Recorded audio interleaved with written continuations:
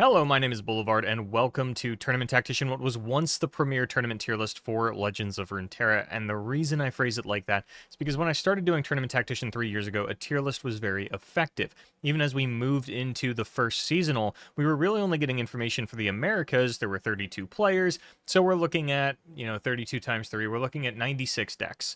And once you kind of actually break down what that looks like, we're usually looking at about 20-ish decks. I think 20 to 22 was about the average. Once you take out all the 1-ofs, 2-ofs, 3-ofs, and actually get into the meat of the meta, you're only looking at 10 to 12 decks. And that's fine. That's good for a tier list.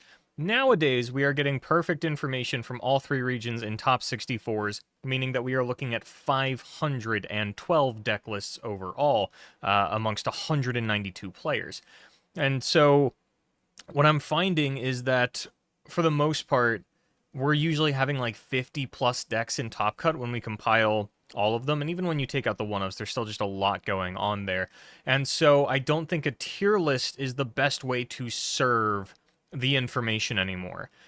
And this is where I'm going to need you all to give me some feedback on this, because Tournament Tactician is definitely something that is, I used to talk a lot about how this is for me, this is how I keep up on the meta. That's really not the case anymore. This is very much for you. So I want this to be useful to you. So let me know what you think, if you thought the tier list was better, but we'll see how this goes, and if you didn't top because of it, I guess I'm not sorry for that. So, getting into the meat and potatoes here. This is going to be a little anthology-ish.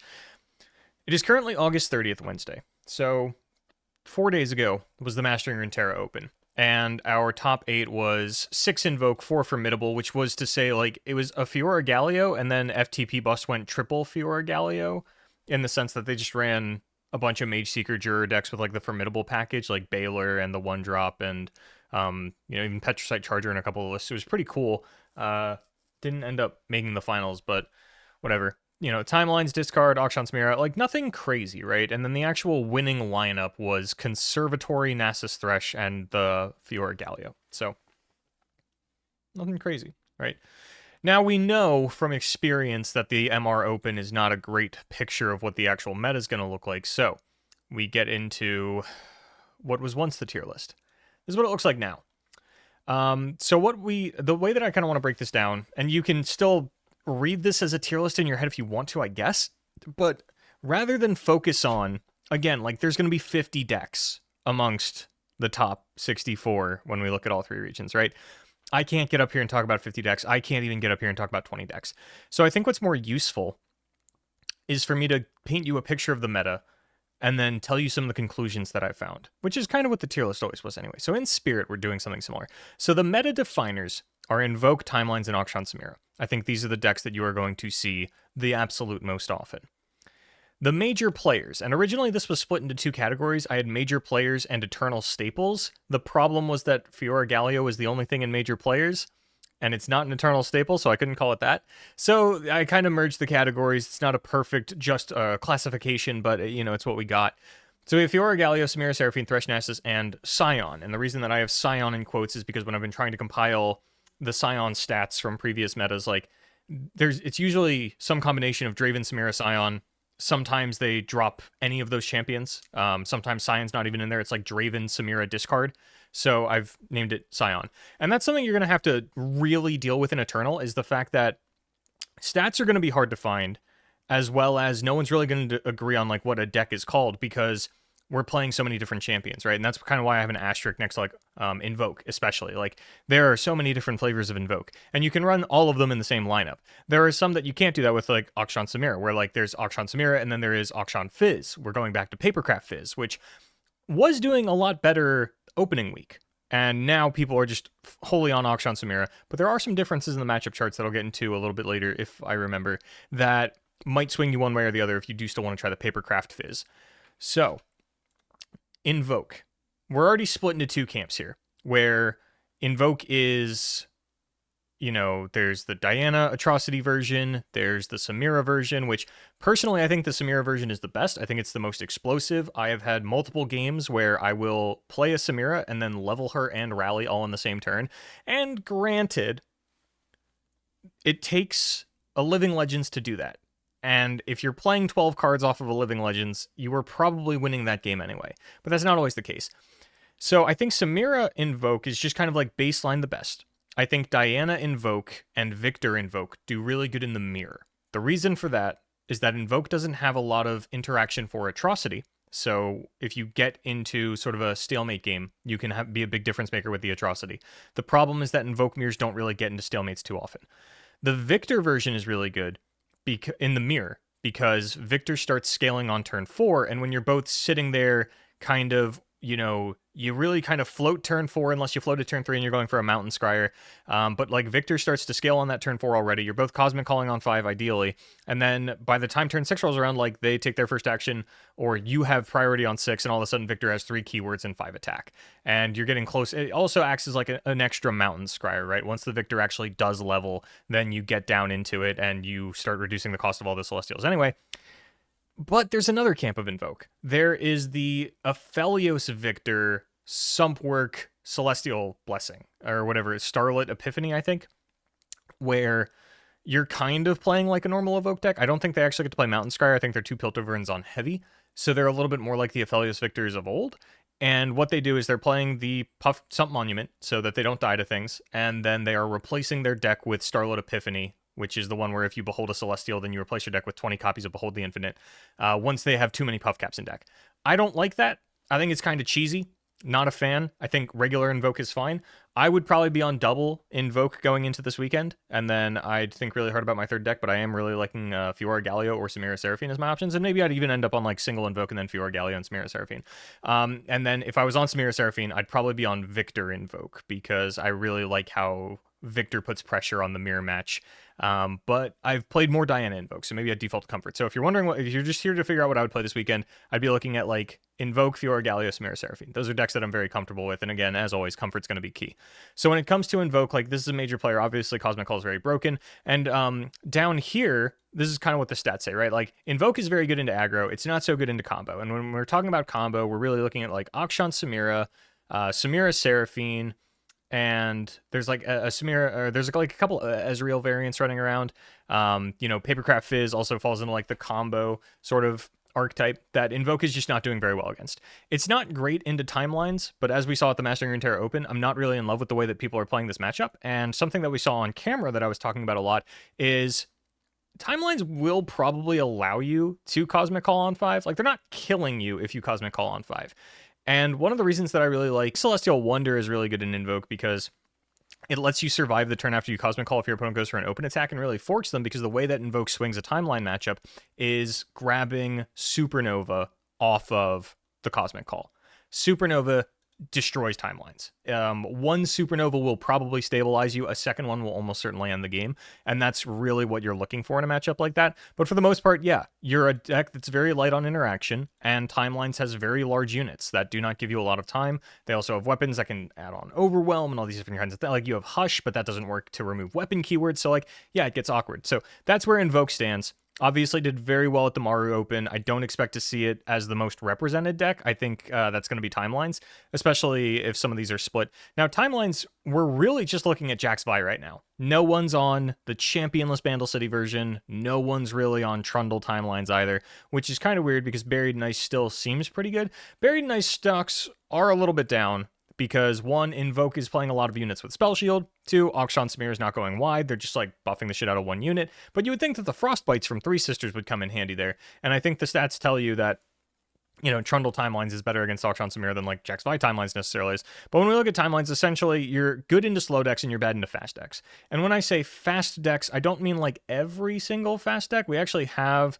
I don't actually need that anymore. So we have the matchup charts here. When we look at Jax Vi, as you can see, like you're not perfect into Akshan Samira. I know this is like really small, so I'll read the numbers out, I guess. 48% into Akshan Samira, not great. When we're looking at other bad matchups, like 45% into Annie Jin, but you're 50% into Pirates, and then like you're 45% again into discard aggro. So like there are some faster decks that you're like okay against, and there are some, but for the most part, like what Timelines is doing is it's just like letting the game go on, building up giant stat sticks. So like very good against slow decks. It's even like, the stats say it's favored against Invoke, even though I haven't had too much trouble with it. But that's, again, like that's why I would be bringing Invoke, because I haven't really struggled in the Timelines matchup too much. So that's something that you need to be thinking about as always. But Timelines is definitely a meta staple. it's just doing really solid into everything. When we say slow decks, that does mean combo as well as just things like Samira Seraphine. Even though like this is a combo deck, it is a slower combo deck. Whereas like Akshan Samira can kill you on 5, Samira Seraphine really can't. It's usually killing on like turn 7, and that's where Timelines is going to have a little bit more of a shine. So that's why this might look a little bit weird. Good versus slow decks, bad versus fast decks. Then we have Akshan Samira, which like I put the asterisk just to denote that there is a different version of it, which is Papercraft Fizz. And the one thing that I noticed here was, so we have Akshan Samira, and then it's like somewhere down here is the Papercraft Fizz. There we go, Akshan Fizz. Where like, Akshan Fizz is not winning against the Samira version, but it is significantly better against Invoke, because again, it's difficult for them to deal with the recurring threat of a Papercraft Dragon.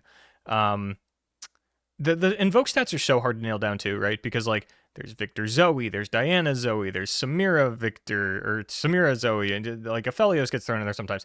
Usually like Aphelios Victor is the Sump Monument version. That's kind of like the only stat you're going to be able to track. But again, that's why you can't heavily rely on stats, especially in Eternal, where we have so many different champion combinations amongst the archetypes that don't significantly change the way the deck is played a lot of times. So your stats get really scattered. Because, if someone puts one Aphelios in their deck, suddenly like your Zoe, Aphelios, Victor stats are split, and, maybe all the Zoe Victor players are losing, and the players that splashed Aphelios are just like better players and are doing better, stuff like that. But there was something off to the side here that I really stood out to me. There was some like 40% win rate. Maybe it was an aggro matchup. I mean, you're not losing to Pirates as hard, I guess. Okay, here we go. So Akshan Fizz is a 56% win rate into Annie Jin, whereas Akshan Samira is 40%. 45% versus 35% on Pirates, and then on discard, 49% versus 36%. So, Papercraft isn't beating aggro, but it's not losing as hard to aggro as the Samira version. So that's just something to keep in mind. And then Akshan Samira is doing very well against just all of the meta and doing very poorly versus aggro, which is a big reason that aggro has been performing well in some of the daily tournaments. So over here, we have, since the Mastering Runeterra opened on Saturday, there have been 5 daily tournaments. These have been the winning lineups. They're color-coded just to let you know these are part of the same lineups. Lulu, Braum, Senna, Nasus, Nara, Elise. So for wild cards, we have Braum, Lulu, and Nara, Elise because they popped up a couple of times. I thought there was a second Nara, Elise. Maybe it just started showing up on ladder. So as you can see, we've got a triple aggro lineup here. We've got an aggressively postured lineup here, as Scion tends to be a little more aggressive. Timelines is kind of like, it's not an aggressive mid-range deck, but you get the idea, right? And then Lulu, Poppy, Timelines, Fiora Galio, just like hard mid-range. And then double Invoke plus Annie Jin. So the daily tournament winners haven't really painted a great picture for us. Again, they're just kind of highlighting that everything is viable. And I really like that the one time we got Invoke, we got a double Invoke lineup. So just kind of letting you know that everything is still an option. And if you're wondering what Senna Nasus is, it's basically just a control-heavy version of Thresh Nasus. So when we move into the major players, these are the things that have game, the decks that you should be seeing rather often outside of, the flavors of aggro and the meta definers. Fiora Galio is doing very well into decks that Mage Seeker Jr. just bodies, pretty expectedly. And then it's doing bad into Pirates and Annie Jin. So the cool thing there is that Mage Seeker Jr. does really well against discard aggro because it kind of turns off Spinning Axes, raw casting a Jury Rig, Rummage is a little more expensive, Mystic Shot is a little more expensive, and overall, discard is just a spell-heavy aggro deck, whereas Pirates and Annie Jin are very light. Generally, they're playing Fervor, Decimate, and then one other spell. I think Annie Jin plays Pirouettes, and then Pirates will play either Make It Rain or Pirouette. So they're not really getting hit by the Junior, whereas discard is. So I think Fiora Galio is really well positioned, just doing really well against all these. The problem is obviously going to be, 1, if you don't draw Mage Seeker Jr. 2, you only draw one Mage Seeker Jr. and it gets dealt with. But overall, this is a deck that people are really big on, and I expect it to be in the top 3, sort of overtaking one of these. It's not great into Timelines either, is kind of an issue. And that's because, again, Timelines, I think it's obviously Timelines comes down before Junior does, and then it's Mystic Shot is the only thing getting buffed up, and then their units can get bigger than yours pretty quickly because you are a bunch of 04s, 05s. You can kind of get counteracted by burn spells, and Timelines is usually still running Get Excited and Blowback, so your formidable units are open to that possibility, but you do have Troll Chant, which Timelines doesn't anymore because they're not Freljord, so that's something to keep in mind. And again, like, Timelines is kind of light on interaction. They're not really running Fish Fight anymore. I think the lists we were seeing were only on, like, 1 or 0. So just something to keep in mind. Samira Seraphine's pretty polarizing. When we look at what this deck is actually, like, beating, I still think it's fine. I think it's still a very good deck. So, you know, it's close to 50, you know, it's losing to, oh no, sorry, it's actually beating Akshan Samira at about a 54%. Really bad into timelines, not too unexpected. 20% win rate into Fiora Galio, that makes sense, right? Like, this is the deck that gets absolutely hosed by Mage Seeker Jr. We got, yeah, it's actually, like, really good across the board. It's a lot of, like, near 50% or, like, 55%, getting as high as, like, 60 against discard aggro, doing pretty well versus Invoke. But then when you look at the bad matchups, it's like, okay, you are never beating Fiora Galio, you are never beating Timelines. You know, we're getting down to, like, 30% win rates here. There were a couple others. Yeah, like, Jace, Lux, and Galio Udyr have a 35 and a 38. And I do think that while it didn't go all the way, people that paid close attention might even try to double up on Fiora Galio, just because there are so many matchups that are going to get soloed by the Mage Seeker Jr. Thresh Nasus is doing well versus aggro, doing poorly versus the meta. I think there was, like, one weird exception there or something, and that's kind of why I asteriskeded that the way that I did. I don't want Aurelion Soul Thresh. I want Nasus Thresh. There we go. Yeah, so, like, not great into Akshan Samira, not great into Jax Vi, doing pretty well into Samira Zoe, doing pretty well into the other flavors of Invoke. And then I think the big thing was its Fiora Galio matchup. Yeah, doing really well into Fiora Galio. So while it's not necessarily doing great into, like, a couple of the meta players, like, these are still things that are going to be in the meta.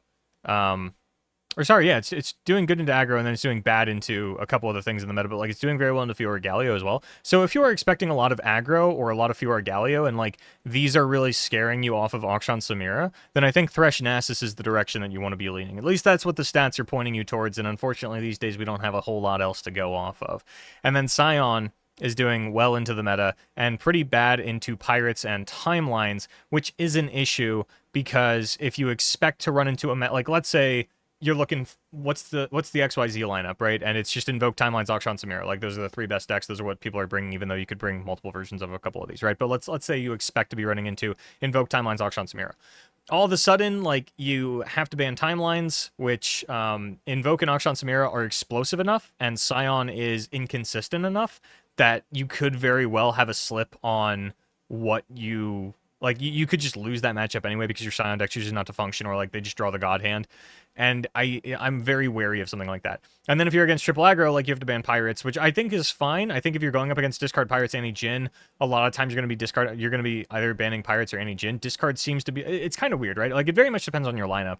But discard is the one that seems to have the most sort of weaknesses into other areas of the meta, right? Like, Fiora Galio, Mage Seeker Jr. just, like, doing very well into discard is sort of, like, the major thing where it's like, oh shit, this deck doesn't, you know, it's got a lot more cracks in it than sort of these ones do into other areas of the meta, right?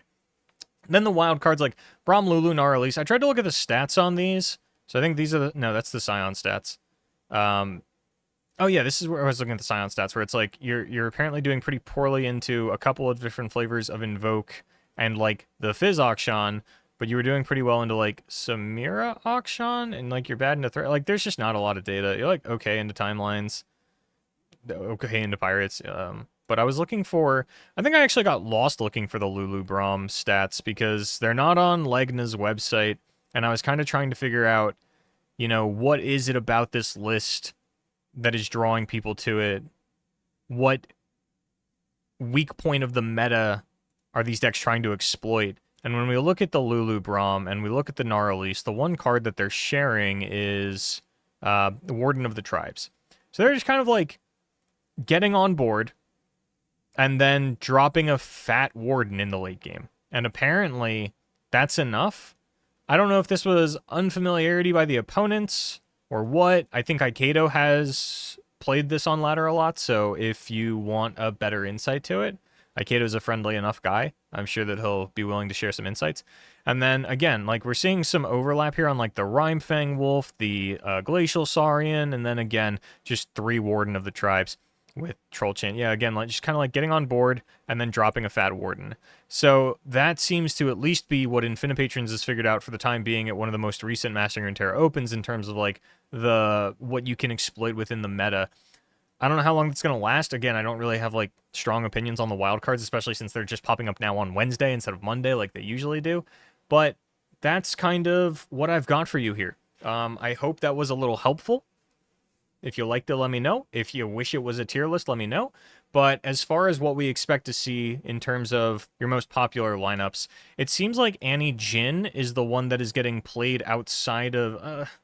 not really, right? Like, so we've got Annie Jin double Invoke here, and then we've got, like, Pirates with, like, an aggressive-ish lineup. So there's really no singular aggro deck that is standing out as, like, the best one that is getting played outside of aggro lineups even, which leads me to believe that no aggro deck is going to take it into the top 3 unless we have, like, a very strong aggro performance. But for the most part, like, the representation of all 3 of these decks should be pretty close together. As far as what the number 1 deck is going to be, it's kind of hard to say. When we look at ladder, which is not a great indication, it's Akshan Samira, right? And I think Akshan Samira is what people are definitely trying to beat the most, and that's why when we scroll down here, you'll see that it has the lowest win rate, hovering at, just around 51.5%, while, like, Timelines is at 58, Samira Zoe's at 57, Fiora Galio's at 54, Victor Zoe's down here. The win rates would imply that Invoke would be your number 1 deck. So if we're looking at, like, top 5 decks for the Open, top 64, just in terms of, like, when we actually get the top 64 numbers, what are going to be the top 5 decks? The stats would probably lead you to believe that it's going to be Invoke, and then Timelines, and then I think it's either Fiora or Akshan Samira. I don't know how resilient... Like, Akshan Samira does not strike me as a particularly resilient deck. And so I think Fiora is well positioned in the meta, but number 3 is where things get a little dicey in terms of, like, this is where we could see our highest seeded aggro deck, but I don't think it's going to overtake either one of these. But then I think at number 4... So let's make a commitment here, right? Let's make a hard commitment and say that number 3 is going to be Fiora. I don't know if that's true. I'm really not confident on this. Y'all have been throwing me for a loop for a while now. When we look at number 4, I think this is where we either get... This is kind of where the breaking point happens. It's either aggro or Samira Akshan. And I don't know how many players are going to make the adaptation of switching over to Papercraft Fizz so that you have a slightly better aggro matchup, at least on paper. And if that's going... there have been so many events like these now where there has been a slightly different version, and I'm like, okay, this probably doesn't make the top 5 because people are going to be split on the versions, and no one is ever split on the versions. One of the, like... As much as I think Papercraft Fizz has legs and might be a little unexplored, maybe a little underrated, I don't think anyone's flopping to it. I think we'll see maybe 2 or 3, and then I think the rest of them are just going to jam the Samira Akshan anyway because they think the deck is very powerful. But I'm really not big on this deck. I'm not big on the archetype. I think it's very exploitable. I don't think it has the resiliency of a tier 1 deck that we're kind of used to, something like Invoke and Timelines have in Fiora. It's just a little bit too all-in for me. And it's Voltron-y. It's a gameplay style that I've never liked. It's not one that I enjoy being good because, yeah, it's just not, like, super fun to watch someone dump 8 spells into a unit on turn 5 and not get punished. There's more fun ways to play the game. So this is where aggro or Samira Akshan comes in. And then number 5... It's probably just got to be another... This is where the other one goes, right? Aggro or Samira Akshan. And that's kind of why I'm thinking that Fiora is going to be number 3. I think this looks good. I'm not certain on this. I think Timelines very well could be number 1. Like, stats say Invoke is number 1. And Invoke might be number 1 just because, like, there's so many different flavors that we get to compile. And no one's really running, like, other variations of Timelines. So, like, Invoke, yeah, actually, Invoke is almost certainly number 1 because you're going to have, like, double and triple Invokes in top 64, whereas you are not going to have, like, double and triple Timelines. So, like, Invoke's going to have some kind of inflated numbers, but I also just think the archetype's very powerful, very fun as well. Then Timelines, then Fiora, Again, Fiora's like very well positioned. Do not sleep on this. I don't think anyone's sleeping on this deck, but just in case you are, do not sleep on this deck. And then we'll get into aggro and Samira Akshan. And I do think aggro is well positioned. Again, like I don't really have strong opinions on what you want to run this weekend. I think that Akshan Samira is still proving to be very popular. I am worried about the players that want to jam it. Again, I would be on either Invoke, Fiora Galio, Samira Seraphine, or probably like double Invoke, Fiora Galio is very much where I am leaning personally. But again, I don't play these events because I don't want anyone to tweet at me that I beat them and they're upset that they lost out on Worlds points because they lost to Boulevard, who everybody knows will not be playing in the World Championship. So, or Top Cut, even if I make it. I don't want to take that spot away from anyone. I want them to get their Worlds points, so I'd rather just sit it out. Anyway, thank you so much for watching. Again, let me know in the comments if this was better than the tier list or if you prefer the tier list, and I'll continue to workshop this going forward, but I do need your feedback on how you felt about this new format, because again, I think like there's just so, like there are a lot of decks that I didn't get to touch on. There are only 3, 7, 10, 12 decks here. And there are going to literally be 40 plus different decks in Top Cut. So it's on to you to do a little bit of your research these days. You got to dig in a little bit, find your comfort picks, find what else is running. But this is the meta picture. This is the overall grand scheme of things. This is what you need to be beating if you are bringing your homebrew or one of your lesser played decks. These are the things that you kind of need to be aware of. What could spike a popularity? Aggro is going to be very good because it beats this. All that kind of stuff. So thank you so much for watching. I've been Boulevard. Good luck in the Eternal Open this weekend.